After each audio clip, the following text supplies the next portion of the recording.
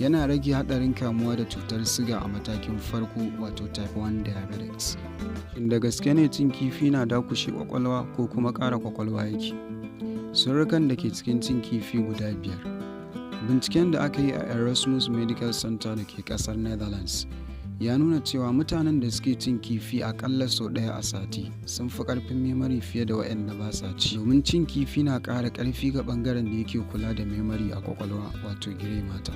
Ga masu fama da lalurar matuƙar damuwa wato depression, cin kifi na taimaka musu wajen rage damuwa saboda yana ɗauke da sinadarin omega-3 fatty acid da kuma vitamin D, wanda yake taimakawa wajen rage damuwa da kuma taimakawa magungunan da suke rage damuwa su yi aiki yadda ya kamata a jikin mutum.